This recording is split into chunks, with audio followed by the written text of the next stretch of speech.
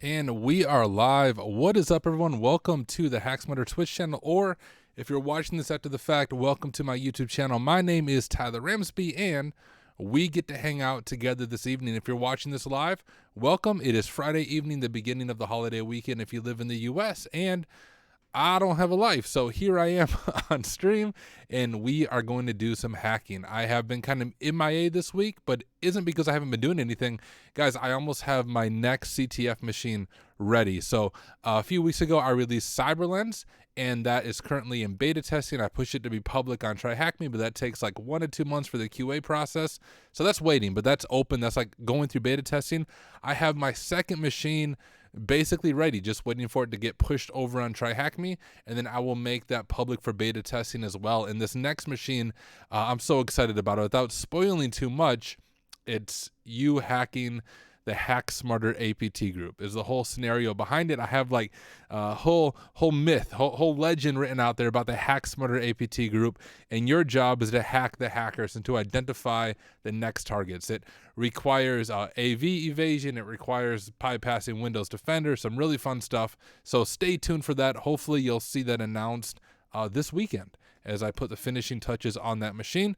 But that's one of the reasons I haven't been on stream, and my son has also been sick, so it's hard to stream and go upstairs, every couple of minutes to check on him when he calls out to me. But so far, so quiet this evening, so I thought, hey, I got some time here. Let's jump on stream and let's do some classic TryHackMe. So with all that being said, let me go ahead and share my screen.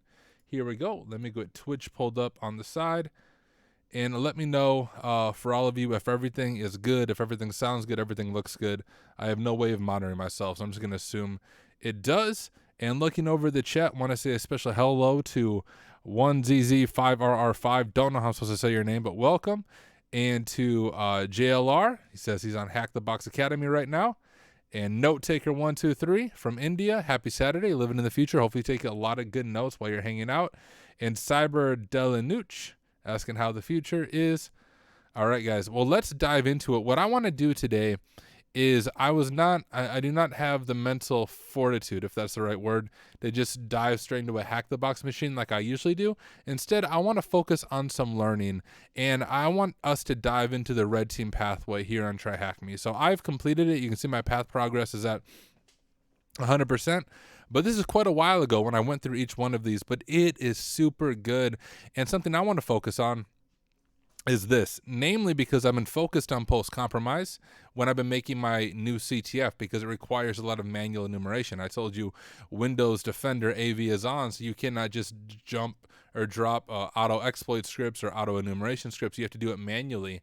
And so I wanted to go through this for my own reminder, but also for you. Let's look at what do we do for post-compromise once we have an initial foothold on a network.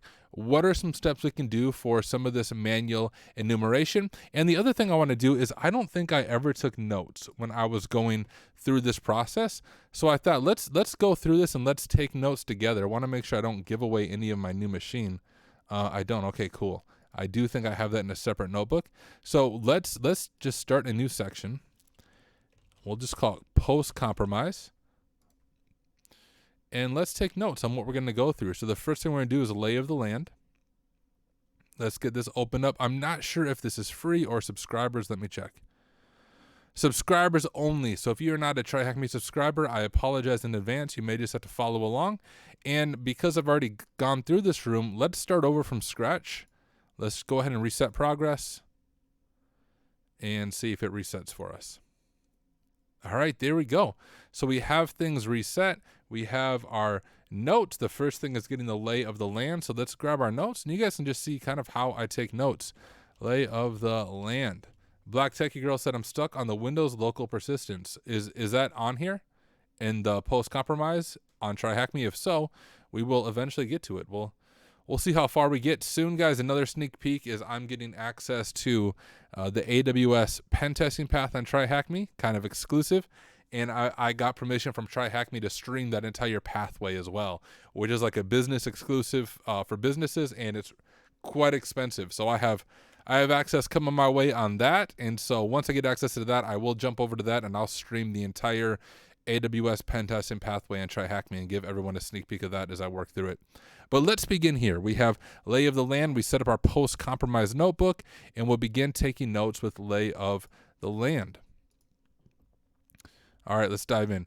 It is essential to be familiar with the environment. Let me just pause here. For those of you who might be new, kind of a warning. I like to read everything in its entirety. I think when we skim things when we're learning, we miss details and then we get needlessly stuck. So I'm literally going to read everything. All right. So I will be your audible and we'll dive into this. So if you're having trouble sleeping tonight, you can listen to me read to you about post-compromise.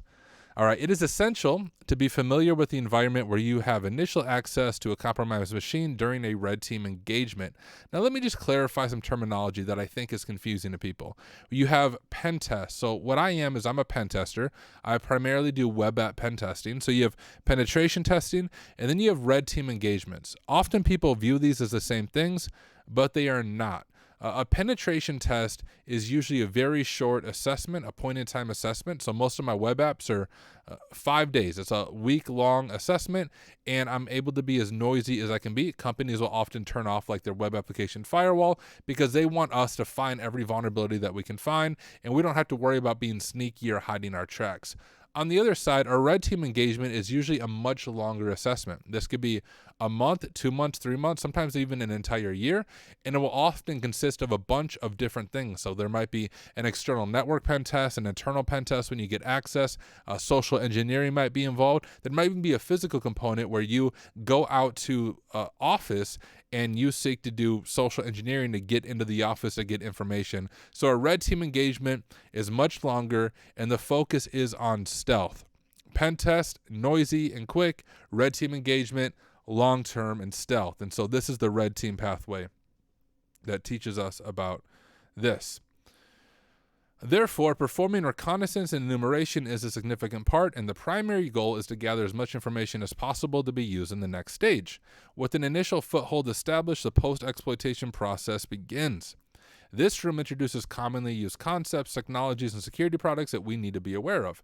In this room, the assumption is that we have already gained access to the machine, and we are ready to expand our knowledge more about the environment by performing enumeration for the following. Network infrastructure, they spelled that wrong. AD environment, users and groups, host-based security solutions, network-based security solutions, applications and services. Apparently I'm getting over a cold. Nose getting all stuffy as I talk. All right, let's go ahead and get our VM deployed. In order to follow along with the task content and apply what is given in this room, you need to start the attached machine, blah, blah. If you prefer to connect via RDP. Oh, this is the attached machine. We're going to do it via RDP. So we will use these creds right here. And I have to wait 50 seconds for that to launch because I didn't launch it ahead of time. In the meantime, let me just check here. I have my post compromise. We'll make a new directory here for lay of the land, just in case we get anything here. And we could even use like Visual Studio Code to take our initial notes. So I can keep it all in my VM. Yeah, I do have code on here. Beautiful. So let's get this open. And I'll make my notes nicer later. We can close this. We don't need to save. Close this. Maybe I will save that. And I'm going to open a new folder. And we will go out to Red Team Capstone. Nope, not Red Team Capstone. My bad. Post Compromise, Lay of the Land. We'll open that. And let's just create a new file. And we'll call it notes.txt. And we'll just take our notes this way. Be a good starting point. All right, we have our IP ready here. Let's see if we can connect. We'll use Remina, which is my preference. Type that in. Maybe it's not quite ready.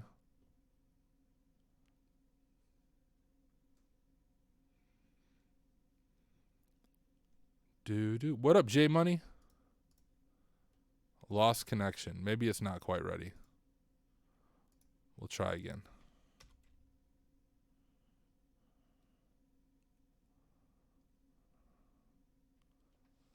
Otherwise, worst case scenario, I can switch over to using their web-based one, since that's how it's supposed to be done, I think. I'll give it one more shot. Hey! Okay. Looks like we might be in now. Let's go ahead and grab those creds. There's that. That's the same password I used for my bank account. I don't know how they know that. Crazy.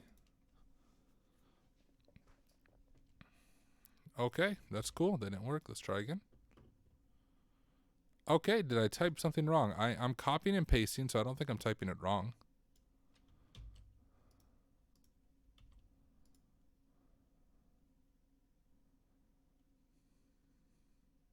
There we go. I'm just impatient. Just took a little bit of time for the machine to boot. Well, we got connected. So let's discuss the common network infrastructure in the next task. Let's do it. Our machine is booting up there. All right, network infrastructure. Once arriving into an unknown network, our first goal is to identify where we are and what we can get to, which, is a good idea. During the red team engagement, we need to understand what target system we are dealing with, what service the machine provides, and what kind of network we are in.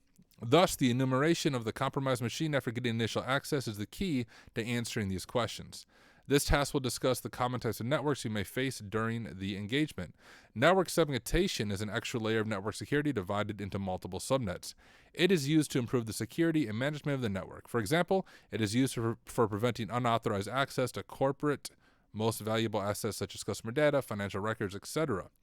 The virtual local area networks, or VLANs, is a network technique used in network segmentation to control networking issues such as broadcasting issues in the local network and to improve security. Hosts within the VLAN can only communicate with other hosts on the same VLAN network. If you want to learn more about that, blah, blah, go check that out. Internal networks.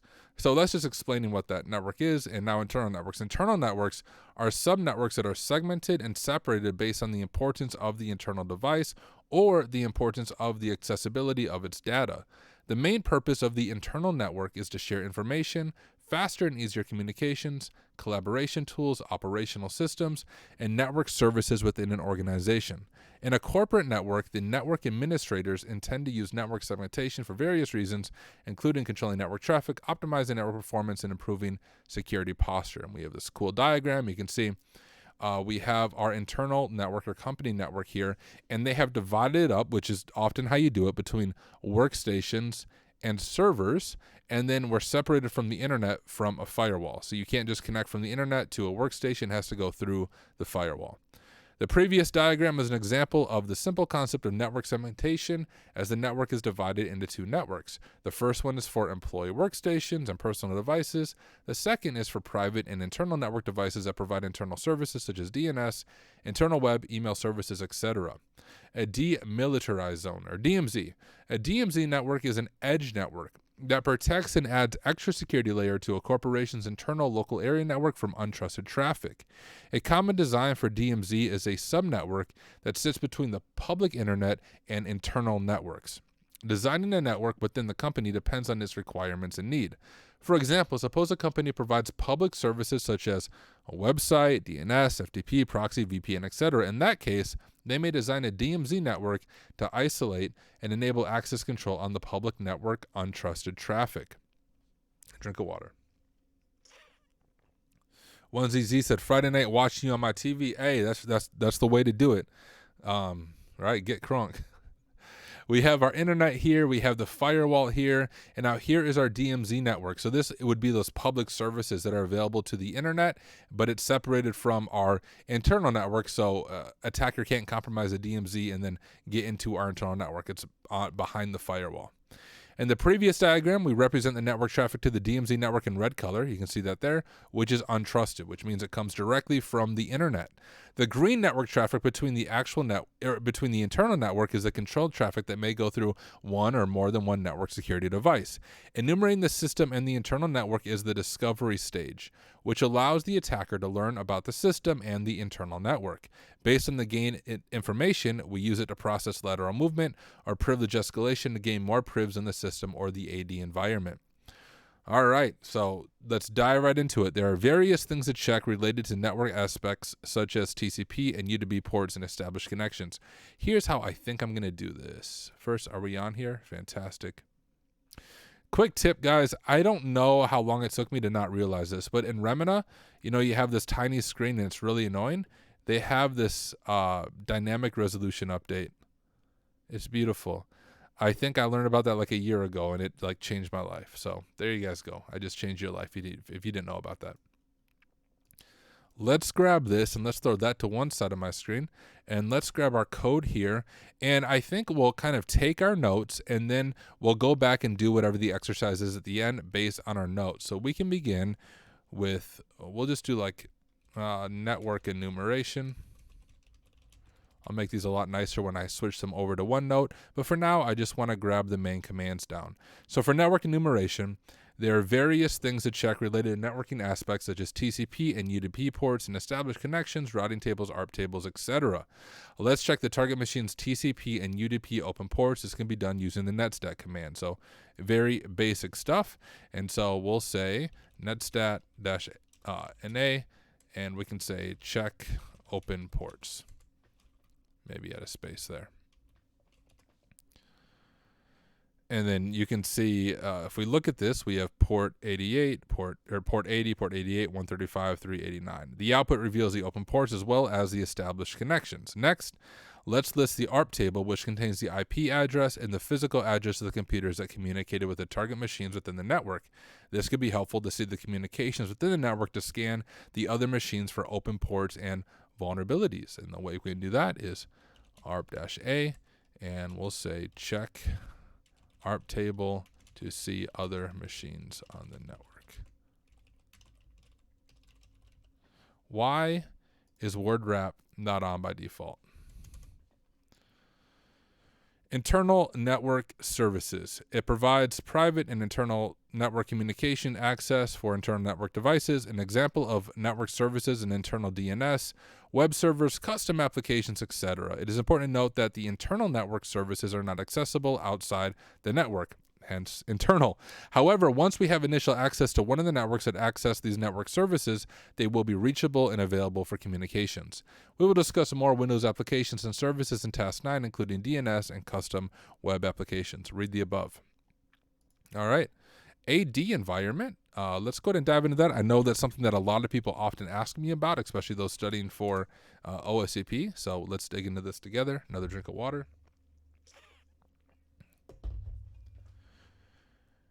Here we go. So what is AD? It is a Windows-based directory service that stores and provides data objects to the internal network environment.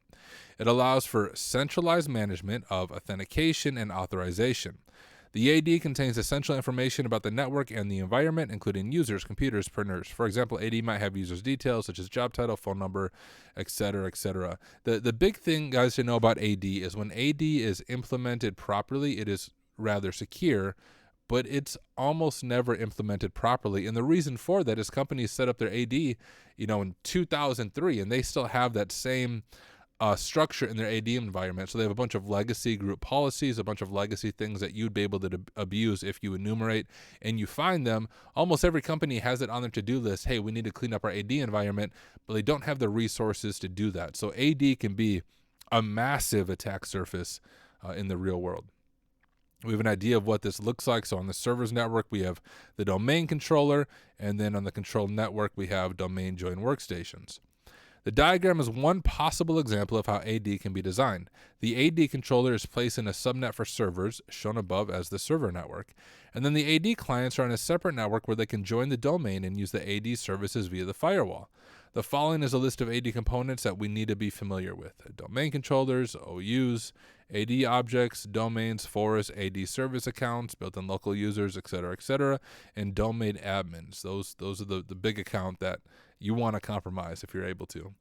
A domain controller is a Windows server that provides AD services and controls the entire domain. You can actually set this up yourself if you download like a Windows 2019 ISO, and there's a lot of good tutorials on YouTube and just the internet on setting up your own AD environment, which is really a good way to learn AD. You'll learn how to build it before you hack it, right?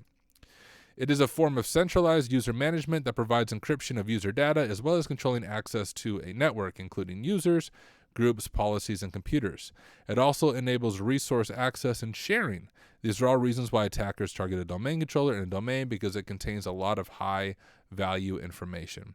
And you can see kind of how this is laid out. We have our domain up here. Here's our first OU, main office, administrative layer OUs, user accounts, workstations, and servers. And then we have our devices here, servers, PCs, and then our users, objects. OUs are containers within the AD domain with a hierarchical structure, which we just saw. AD objects can be a single user or a group, or a hardware component such as a computer or a printer. Each domain holds a database that contains object identity information that creates an AD environment, including users. A security principal is allowed to authenticate to machines in the domain.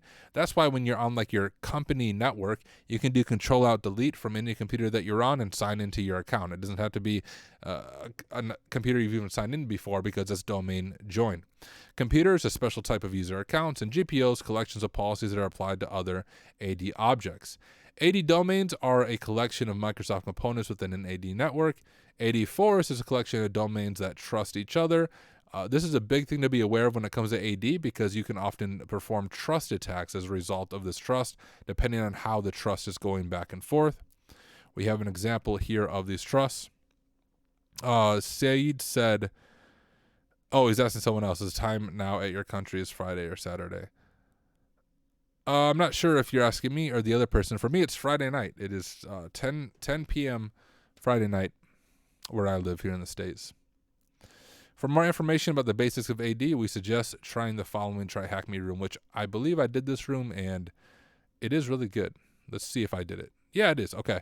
I did, and I believe this room actually guides you through the process of setting up an AD environment and configuring some of those things we just talked about. So if you are new to AD, would really encourage you to go through that Active Directory Basics room by TryHackMe. They recently updated it, and I think it's really well done. Once initial access has been achieved, finding an AD environment in a corporate network is significant as the AD environment provides a lot of information to join users about the environment. As a red teamer, we take advantage of this by enumerating the AD environment and gaining access to various details, which can be used in the lateral movement stage. All right, so in order to check whether the Windows machine is part of the AD environment or not, one way we can use the command prompt system info command. The output of system info provides information about the machine, including the OS, blah, blah, blah. So we'll just type system info here, find string domain. That should be fine like that. And then check if computer is domain joined. So from this above output, we can see the computer name is an AD with THM domain as a domain name, which confirms that it's part of the AD environment. Note that if we get workgroup in the domain section, then it means that this machine is part of a local workgroup, which is the default. Before going any further, ensure the attached machine is deployed and try what we discussed. Is the attached machine part of the AD environment? All right, let's go ahead and do that. So if we pull up our attached machine here, can I throw it over here? There we go. And we will open up command. Maybe. I believe in it. Thank you. So let's just begin with our network enumeration. So if we were looking at initial access, let's follow some of these steps. Okay. We're not going to look at all those UDP ports. But if we go up here, we can see some of these main things that are listening. Port 80, 88. We must be on the domain controller based on what I see running. But we can see all the services that are listening, and we'd be able to see anything that's connected. You can see this right here is connected because I am RDP'd into the machine. RDP runs on port 3389. That is my IP here on TryHackMe, and it is an established connection. So that's the difference between listening and established because we actually have made a connection. Go up here. Let's just make this full screen. Clear screen. And then if we look at the ARP table, we can see some IPs that we may have interacted with here. Nothing super cool, but you can imagine in a real environment, you would have a long list of IPs there, which may give you some targets on things that you would be able to pivot into. And now let's check the AD environment. So system info, and then that is a pipe, at least in PowerShell, it's called a pipe. And it kind of allows us to grep. So you think in Linux, you can grep stuff. Here in Windows, we're going to do find string, and we're just looking for the string domain and system info.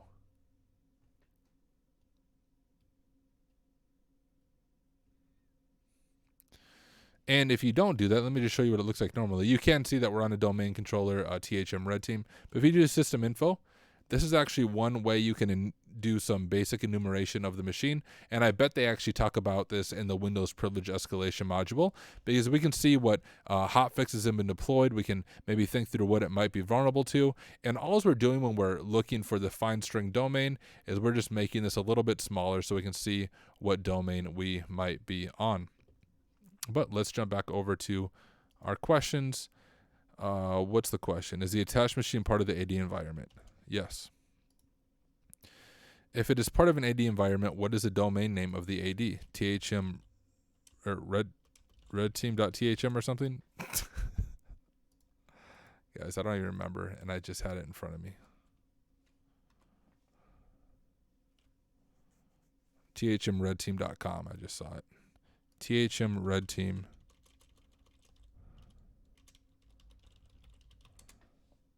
There we go. Users and group management. Let's get our notes pulled back up. We're still in AD for the most part. We'll make a new little subtab here. Users and groups management. In this task, we will learn more about users and groups, especially within the Active Directory. Gathering information about the compromised machine is essential that could be used in the next stage. Account discovery is the first step once we have gained initial access to the compromised machine to understand what we have and what other accounts are in the system. An AD environment contains various accounts with the necessary permissions, access, and roles for different purposes. Common AD service accounts include built-in local user accounts, domain user accounts, managed service accounts, and virtual accounts. The built-in local user accounts are used to manage the system locally, which is not part of the AD environment. One thing to take note of on this, sometimes organizations will have a built-in local admin group, and the password is the same across the board. So if you can compromise one, you now have local admin on any workstation you get access to. Domain user accounts with access to an AD environment can use the AD services. AD managed service accounts are limited domain user account with higher privileges to manage AD services, and domain admins are user accounts that can manage information in an AD environment, including AD configuration, users, groups, permissions, roles, services, etc. One of the red team goals in an engagement is to hunt for information that leads to a domain administrator having complete control over the AD environment. If you watch my Red Team Capstone Challenge on YouTube, I made an 8-part series working through the Red Team Capstone, and that was somewhat the goal. We had to get domain admin, then enterprise admin, and then we had to compromise multiple networks for goal execution. So if you want to see some of these attacks really in practice, would encourage you to watch my playlist on that Red Team Capstone. That was me working through it live, and we compromised multiple domains in the process to lead to goal execution. Here are some Active Directory admin accounts. We have, of course, administrator. This is the local admin on a device. Why is that cut off? Is it actually cut off? Oh, no, it's just not reading it properly. But the built-in admin group, we have the domain admins, enterprise admins available only in the forest root. Schema admins capable of modifying domain forests, useful for red teamers. Server operators can manage domain servers and account operators. And you know what? This would probably be useful information for our notes. I don't know how well it will transfer over into code. What if I just copy it? Good enough. I'll fix it when I send it over to OneNote. We'll just say like that. Now that we learn about various account types within the AD environment, let's enumerate the Windows machine that we have access to during the initial access stage. As a current user, we have specific permissions to view or manage things within the machine and the AD environment. So AD enum. Now, enumerating the AD environment requires different tools and techniques. Once we confirm that the machine is part of the AD environment, we can start hunting for any variable info that may be used later. In this stage, we are using PowerShell to enumerate for users and groups. The following PowerShell command is to get all AD user accounts. Note that we need to use the filter argument. So let's go ahead and do that. Get AD user, filter that.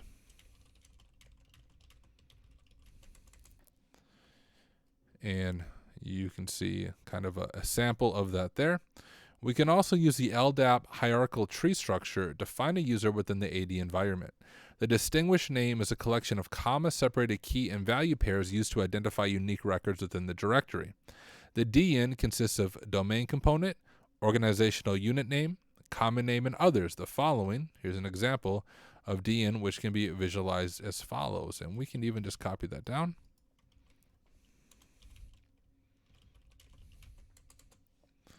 And you can see how it breaks down here. So we, whoops, didn't mean to click it. We have our DC right here, red team and com. So remember thmredteam.com. That's where that's at. And then it breaks down into users in THM. User 1, user 2, admins, etc. Using the search-based option, we specify a common name in the Active Directory. For example, we can specify to list any users that are part of users. So let's grab that.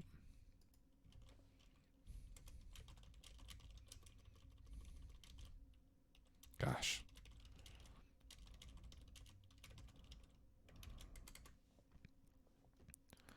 Note that the result may contain more than one user depending on the configuration of the CN. Try the command to find all users within the THMOU and answer question 1 below.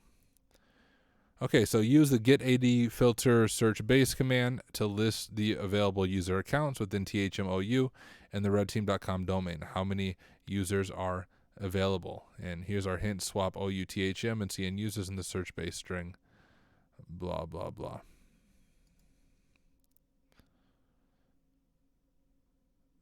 To list all available user accounts. I'm just looking at here. That's just what that's doing, right? Okay. How many users are available? Let's go ahead and run these commands. First, we'll do PowerShell.exe execution faulty bypass. And let me see if I can make this text bigger for you guys as well. If we go here, properties, I believe, font, we'll make it like 24. There we go. Looks a little bit better. And I would encourage you to actually type this out for the muscle memory. I know it's easy to copy and paste, but let's type this out so we know what's going on. So we're using the getAD user module, and we are going to set a filter. My spacebar would work. Search base, and CN equals users. Our DC equals THM red team, and DC equals com, like that. Okay, and here is our list of users. So we have an administrator. You can see that there. We have guest and the KRB ticket granting ticket system thing. So just the 3 users, is that the answer? No?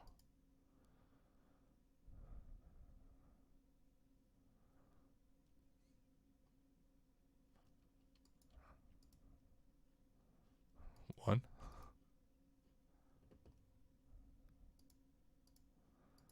Am I just like blind?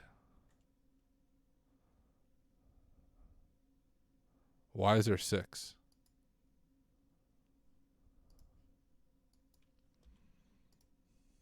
You're right that there's 6, but why is there 6? What did I do wrong on my command?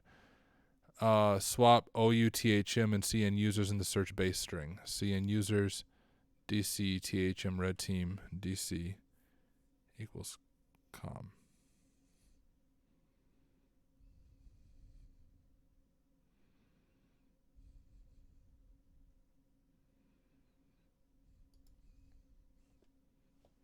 What am I missing, guys? Within the THMOU, is that what I didn't add? I think that's what I didn't add. That's why it's saying swap OUTHM and CN users. I see. Whoops, I always open the wrong one.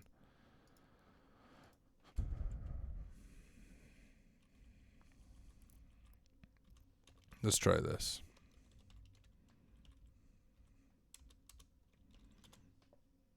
There we go. That's what we were doing wrong. That's what I was doing wrong.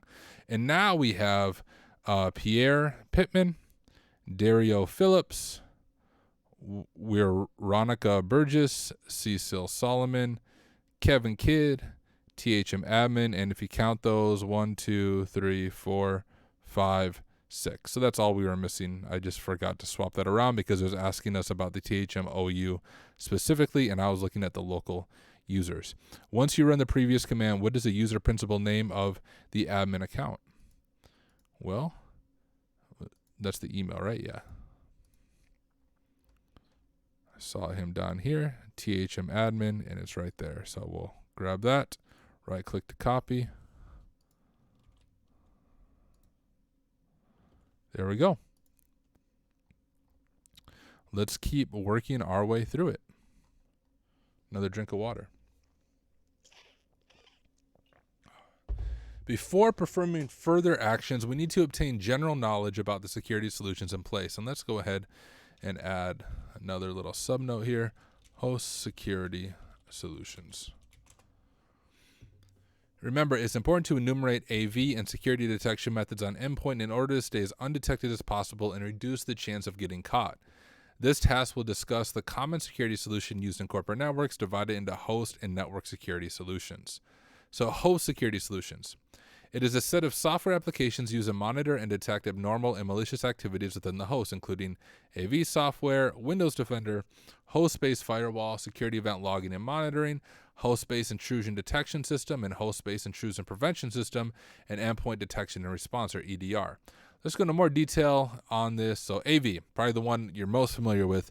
AV is also known as anti-malware. It's mainly used to monitor, detect, and prevent malicious software from being executed within the host.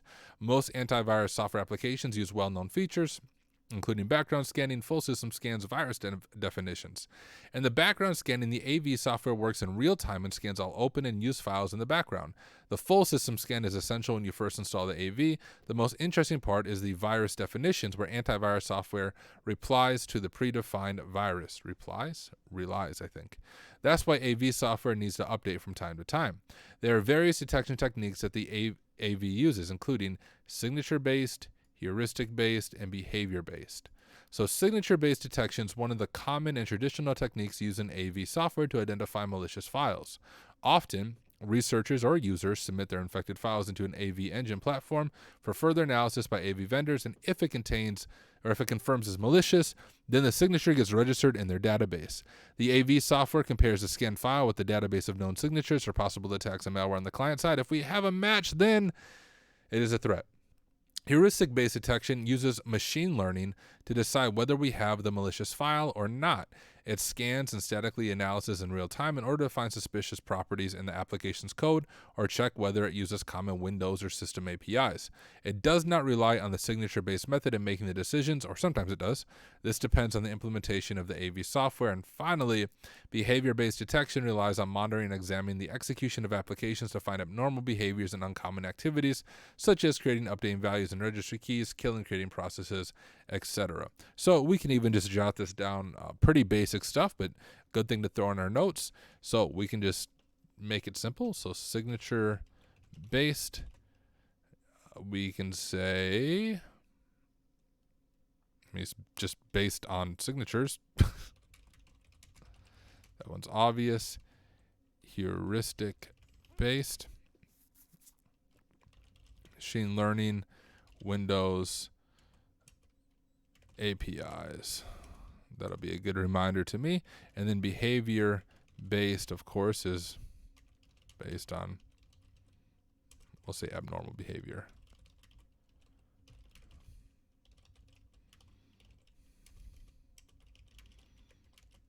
There we go. Very quick summary of those three detection types. As a red teamer, it is essential to be aware of whether AV exists or not. You'll notice on a Windows machine, it's often there. Sometimes on Linux, it is not.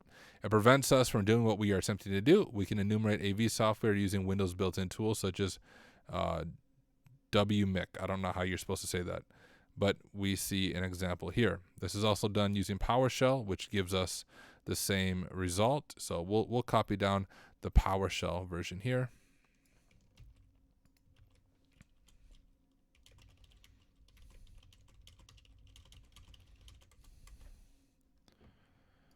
And you can see here it's Bitdefender Antivirus and Windows Defender.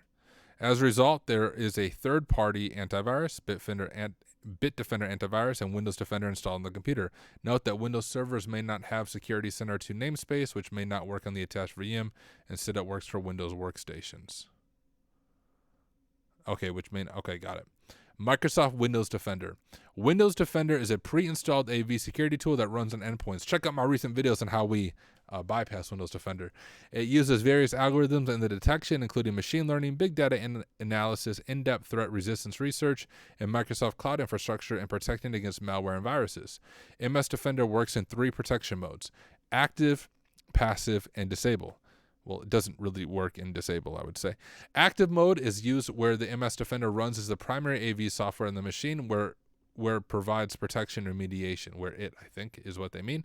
Passive mode is run when a third-party AV software is installed. Therefore, it works as secondary AV software where it scans files and detects threats, but it does not provide remediation. Finally, disable mode is when the MS Defender is disabled or uninstalled from the system.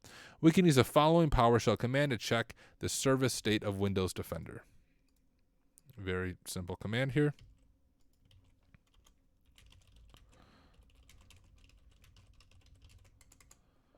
Next, we can start using the get mp computer status command to get the current Windows Defender status.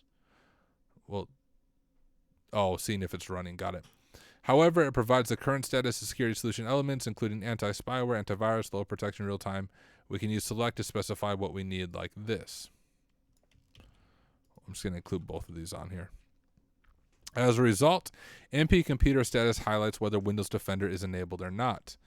Host-based firewall. It is a security tool installed and run on a host machine that can prevent and block attacker or red teamers' attack attempts. Thus, it is essential to enumerate and gather details about the firewall and its rules within the machine we have initial access to. The main purpose of the host-based firewall is to control the inbound and outbound traffic that goes through the device's interface.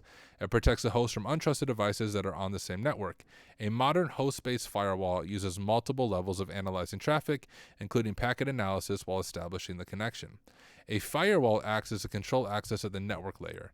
It is capable of allowing and denying network packets. For example, a firewall can be configured to block ICMP packets sent through the ping command from other machines in the same network. Next generation firewalls, big term to know, also can inspect other OSI layers such as application layers. Therefore, it can detect and block SQL injection and other application layer attacks. And this is checking the status of the firewall. So we'll throw that in here.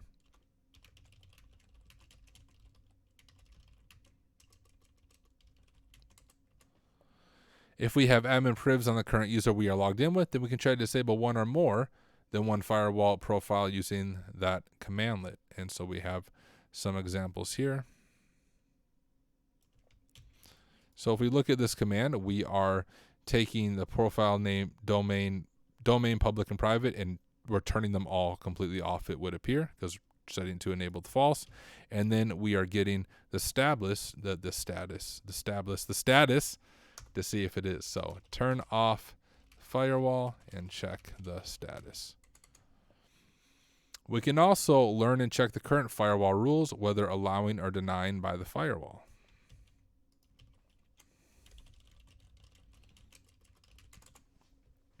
Which would be helpful so we know what kind of ports we can use for something like a reverse shell. During the red team engagement, we have no clue what the firewall blocks. However, we can take advantage of some PowerShell commandlets such as test net connection and TCP client. Assume we know that a firewall is in place and we need to test inbound connections without extra tools, then we can do the following.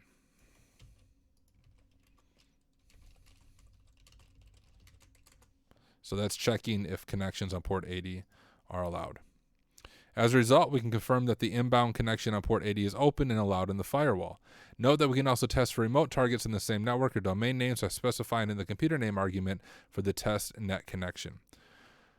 All right, enumerate the attached Windows machine and check whether the host-based firewall is enabled or not. Let's do it. So if we look over at our notes here, we want it, I think it said firewall, right? Not like Defender. Yeah, host-based firewall. So we can look at our notes here and check status of the host firewall. And as usual, guys, even though we can copy and paste it, let's type it out. So we're doing get net firewall profile, and then we're piping that over, and we're getting We're formatting a table. We want the name and whether or not it's enabled. And it is not enabled on domain, private, or public. So we're going to say no. Using PowerShell commandments such as get MP threat can provide us with threat details that have been detected using MS Defender. Run it and answer the following. What is the file name that causes this alert to record? Okay. Get MP threat.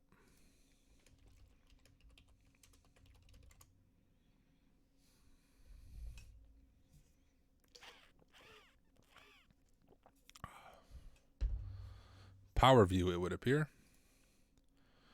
I think that's all it's asking for. You guys can actually see it here. So if we scroll through this, we have PowerSploit here, which it did not pick up on PowerSploit, but you can see it did pick up on PowerView.ps1 right here, which is a common tool. And you can see hack tool, invoke, Kerberos, all that good stuff. So that is what it picked up on. I believe that's what it's looking for. There we go. I don't know. What was the hint? Check resource section. Enumerate the firewall rules of the attached Windows machine. What is the port that is allowed under the THM connection rule? Okay, so remember to see our current rules. We have the information right here. And once again, let's type it out. Get net firewall rule. And then we're going to pipe that over. Select display name, enabled, and description. So tell us what services are enabled and give us the description of them. And we're actually looking for the TCM or something. I don't remember what it was. We could have just added that to our search. What was it? THM. TCM. I'm getting my stuff confused here.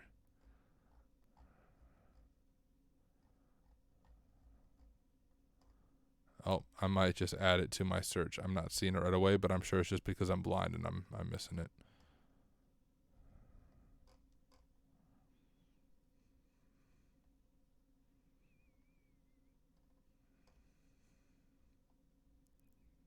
Oh, there it is. THM connection. Yeah, Leon, I know. What is the port that's allowed under the THM connection rule?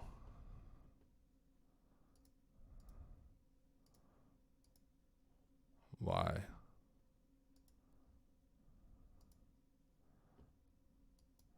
I think my half screen is killing or messing up the syntax. Is this better? There we go. All right, so our THM connection inbound is 17337 port. That's our answer. In the next task, we'll keep discussing the host security solution. I'm ready. Let's do it. All right, get our notes pulled back up, and we'll keep working our way through this.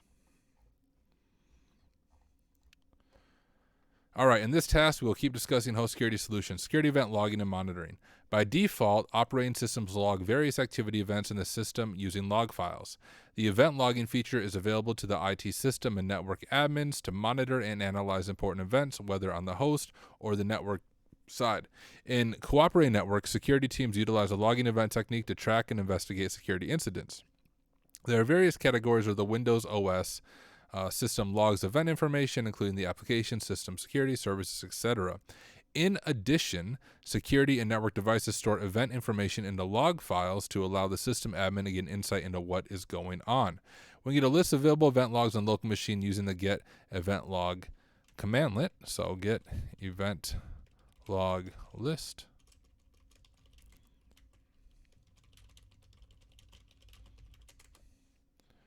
Sometimes the list of available event logs gives you insight into what applications and services are installed on the machine. For example, if we look up here, we can see the local machine has AD right there and DNS server. For more information about the get event log commandlet with examples, visit the Microsoft documentation website. In corporate networks, log agent software is installed on clients to collect and gather logs from different sensors to analyze and monitor activities within the network. We will discuss them more in the network security solution task. Sysmon, System Monitor. Windows System Monitor, or Sysmon, is a service and device driver. It is one of the Microsoft Sys internal suites. The sysmon tool is not an essential tool, which means not installed by default, but it starts gathering and logging events once installed. These log indicators can significantly help system admins and blue teamers to track and investigate malicious activity and help with general troubleshooting. One of the great features of the sysmon tool is that it can log many important events, and you can also create your own rules and configuration to monitor. So process creation, network connections, modifications on files, remote threads, process and memory access, and many others. For learning more about sysmon, visit the Windows documentation page there. As a red teamer, one of the primary goals is to stay undetectable. Remember, that's the difference between pen test and red team. So it is essential to be aware of these tools and avoid causing, generating, and alerting events. Bad grammar sentence there. The following are some of the tricks that can be used to detect whether the sysmon is available in the victim machine or not. So we can look for a process or service that has been named sysmon with the current process or service as follows. We'll add all of these. Or look for services as follows. Filter, description, system monitor service. I see what we're doing there. Drop that. And then we're doing get service, which is kind of like listing all the services where object in the display name is alike. So we're looking for it to begin with sysmon. It can also be done by checking the Windows registry.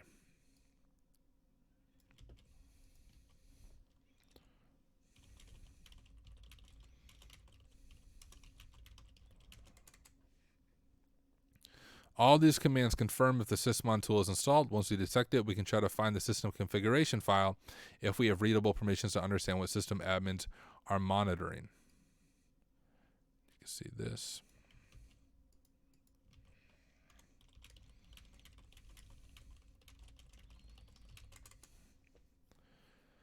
Okay, host-based intrusion detection and prevention system, HIDS and HIPS.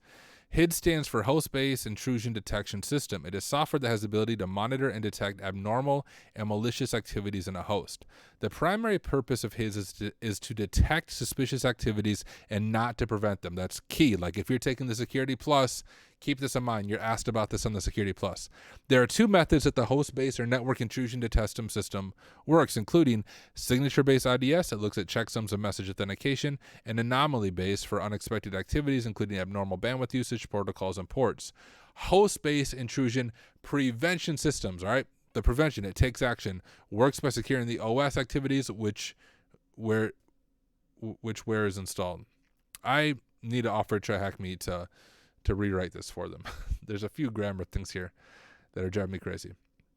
It is a detecting and prevention solution against well-known attacks and abnormal behaviors. HIPS is capable of auditing log files of the host, monitoring processes, and protecting system resources. HIPS is a mixture of best product features such as AV, behavior analysis, network, application firewall, etc. There's also network-based IDS, IPS, which we will be covering in the next task. EDR. It is also known as endpoint detection and threat response. The EDR is a cybersecurity solution that defends against malware and other threats. EDRs can look for malicious files, you can see everything here, monitor endpoint, system, and network events, and record them in a database for further analysis, detection, and investigation. EDRs are the next generation of AV and detect malicious activities on the host in real time. EDR analyze system data and behavior for making section threats, including malware, including viruses, trojans, adware, keyloggers, exploit chains, and ransomware.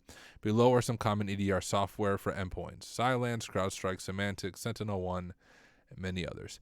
Even though an attacker successfully delivered their payload and bypassed EDR and receiving reverse shell, EDR is still running and monitors the system. It may block us from doing something else if it flags an alert. We can use scripts for enumerating security products within the machine, such as Invoke EDR Checker and Sharp EDR Checker. They check for commonly used AV, EDR, logging monitor products by checking file metadata, processes, DLL loading the current processes, services, drivers, and directories. We covered some of the common security endpoints, blah, blah. Okay, sweet. This is a lot of theory in this room. A lot of reading, but that's okay. We're learning some stuff. This will discuss network security solutions commonly seen in using enterprise networks. So network security solutions could be software or hardware appliances used to monitor, detect, and prevent malicious activities within the network. It focuses on protecting clients and devices connected to the cooperation network. I think they mean corporate network. The network security solution includes but is not limited to firewalls, SIEMs, SIMs, IDS, and IBS. So firewall, very similar to our host-based firewall. I'm going to kind of skip through this. We have a few things here that are important to know. Different types of firewalls: packet filtering, proxy, NAT, and web application firewalls. I actually talked about this a little bit on web apps. When we're doing a web app pen test, we often have the client turn off the web application firewall just to speed up the process. SIM, security, information, and event management.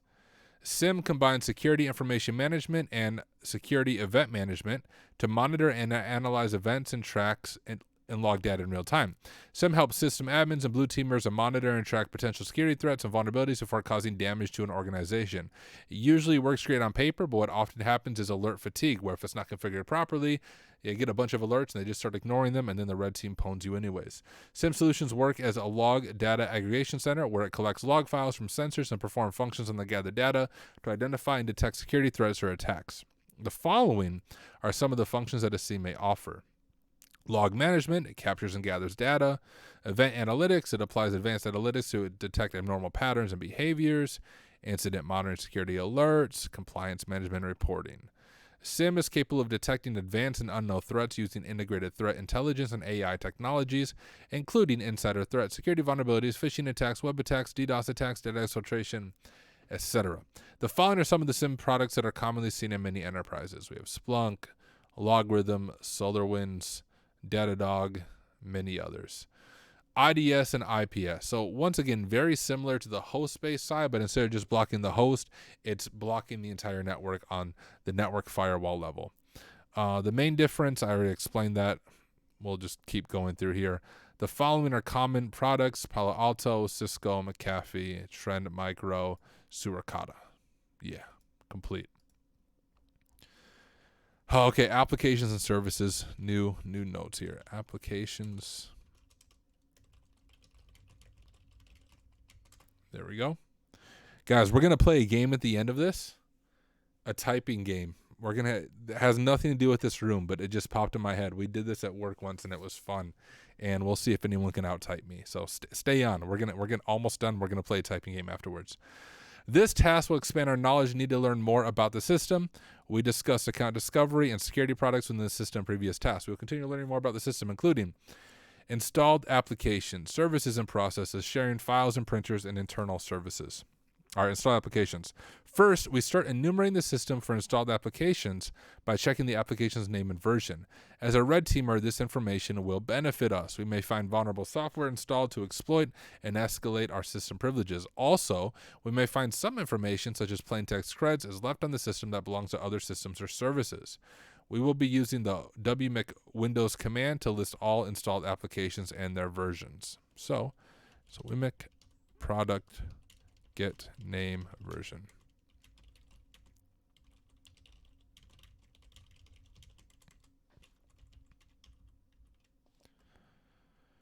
Another interesting thing to look for is to look for particular text strings, hidden directories, backup files. Then we can use a PowerShell command that get child item, which is kind of like ls, as follows. So get child item, hidden, and then we're specifying the path there.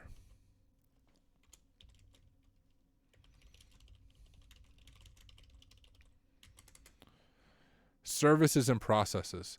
Windows services enable the system admin to create long-running executable applications in our own Windows sessions. Sometimes Windows services have misconfigured permissions, which escalates the current user access level permissions. Therefore, we must look at running services and perform service and process reconnaissance. For more details, you can read about process discovery and attack MITRE. Process discovery is an enumeration step to understand what the system provides. The red team should get information and details about running services and processes on a system. We need to understand as much as possible about our targets. This information could help us understand common software running other systems in the network. For example, the compromised system may have a custom client application used for internal purposes. Custom internally developed software is the most common root cause of escalation vectors. Yes. Thus, it is worth digging more to get details about the current process. For more details about core Windows processes from the blue team perspective, check this out. Have I done this room? Should we find out? I have. Ha ha ha. I thought I had. Sharing files and printers. Sharing files and network resources is commonly used in personal and enterprise environments. System admins misconfigure access permissions, and they may have useful information about other accounts and systems. For more information on printer hacking, we suggest trying out the following room. I don't think I've done this one. Ooh. That actually looks pretty fun. Maybe you'll have to do that in a future stream, printer hacking. Internal services, DNS, local web apps, etc. Internal network services are another source of information to expand our knowledge about other systems and the entire environment. To get more details about network services that are used for internal and external and internal, we suggest checking out the following rooms. Let's see if I've done these ones. Yep, check and check. Look at that, guys. I'm killing it. Let's try listing the running services in the Windows command prompt netstart to check if there are any interesting services. Okay.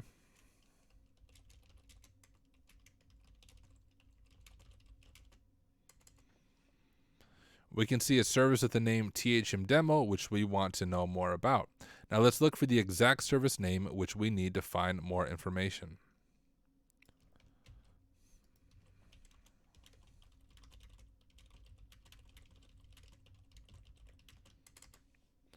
We find the file name and its path. Now let's find more details using the get process commandlet.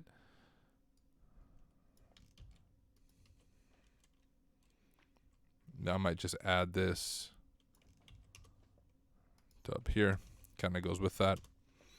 Once we find its process ID, let's check if providing a network service by listing the listening ports within the system.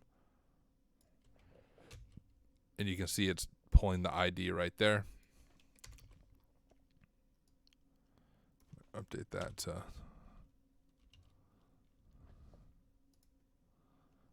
Finally, we can see it is listing on port 8080. Now, should apply what we discussed and find the port number for the THM service. What is the port number? All right. Let's do it. Might have to make that big again, but we'll see. Maybe I'm going to make my text a little bit smaller now since it didn't like it that way. We'll go back to 16. You guys can read it. I believe in you. There we go. What am I doing? Define the port number for THM service. So we can just follow really these steps over here. So wmix service where name like THM service.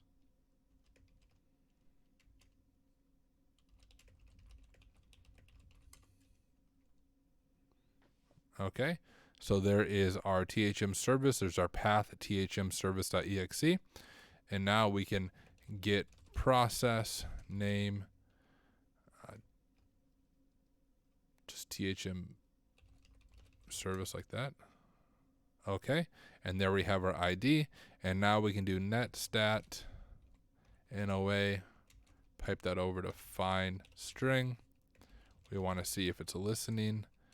And then we want to find string. And then our ID is 2884. And it is listening on port 13337. What up, default sec? Hey, I'm just going through the post-compromise room on TryHackMe, and the first part is the lay of the land. So a lot of theory. We're almost going to wrap it up, then we're going to play a typing game. Visit the local host on the port you found in question 1. What is the flag? Okay.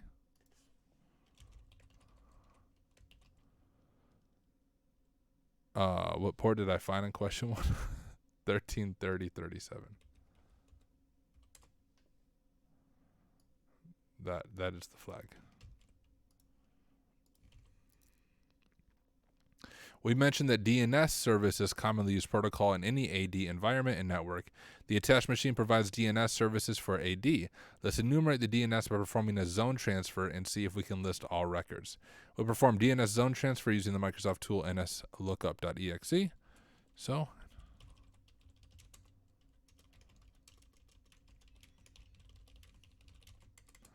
once we execute it, we provide the DNS server that we need to ask, which in this case is the target machine.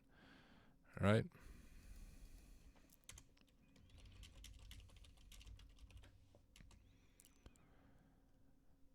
which is going to be our machine IP. Now let's try the DNS zone transfer on the domain we find in the AD environment. The previous output is an example of successfully performing the DNS zone transfer.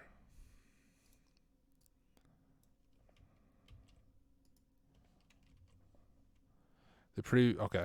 Now enumerate the domain name of the domain controller, thmredteam.com, using the nslookup.exe, and perform a DNS zone transfer. What is the flag for one of the records?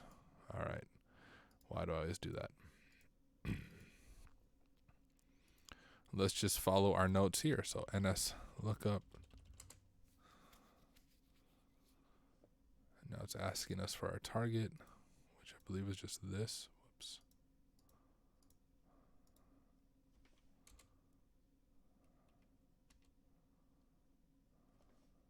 I don't know if I did that right.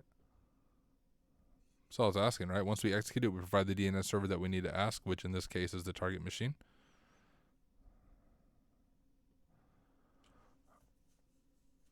Oh, I see. This is what we need to do. Gosh, why do I do that every time?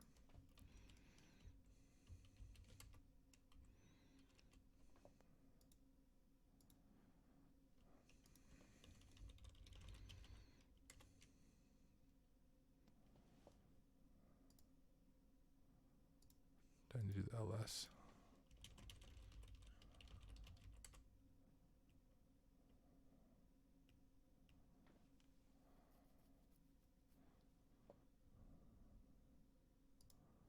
I don't really know what it's asking me. Maybe it's too late. Too late at night for me. Enumerate the domain name of the domain controller, THMRedTeam, using the nslookup.exe, and perform a DNS zone transfer.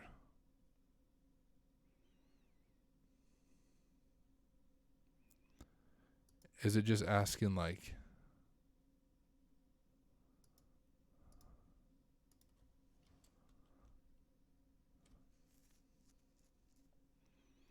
Obviously it doesn't want us to perform on an AWS. Enumerate the domain name of the domain controller, THMRedTeam, using nslookup.exe. Yeah, that's what I did.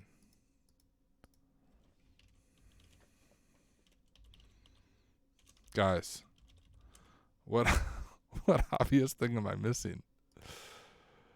That's all they're doing. Oh, maybe I need to type server. Sorry. Maybe I should read closer.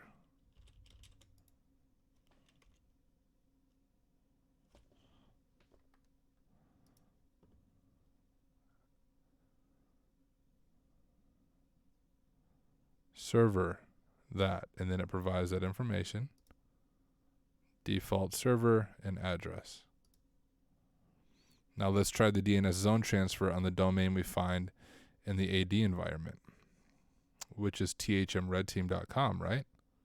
Now enumerate the domain name of the domain controller using nslookup.exe and perform a DNS zone transfer. It doesn't work.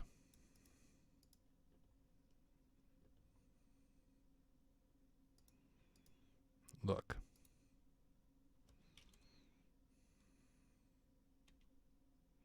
Oh, I did it wrong the first time.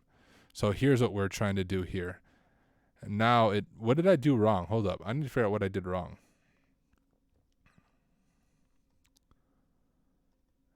ls.d can't list domain thmredteam.com. I don't know. I guess I don't really know what I did different. Right? Here's our flag right here. But we'd be able to see some other sensitive information that might just be here. Yeah, we're just trying to do AXFR, but I want to do it the way they're explaining it in their room, which is using the nslookup.exe way of doing it. And there's the flag. All right, conclusion. This room is an introduction to client systems in a corporate environment. The student should have a better understanding of how clients are used in a corporate network, including network infrastructure, AD environment, security measures, internal applications and services. Hope you enjoyed the room and keep learning. There we go. We did it. The lay of the land is complete. Let me go ahead and grab my notes from here. We'll just copy and we will pull up OneNote. and drop them in here just so we have them. And so we have our lay of the land notes just for the future in case we come back to this. So what is the next path? I'm not going to do the next path now, but let's look at it. So if we go to learning, our red team learning path, post compromise. So the next one is enumeration, which will be very similar to lay of the land, but maybe enumerating files and things like that. I don't quite remember from when I went through it, but we will dive into that next time. I am going to stay on stream, but I am going to sign off with those of you on YouTube. You don't get to hang out with my fun typing game. So for those of you watching on YouTube, thank you for hanging out with me. Hopefully you learned something about enumerating a Windows and AD environment, getting the lay of the land, and learn how to take some notes and work through the exercises. So thank you for hanging out. I will catch you guys in the next video. See ya.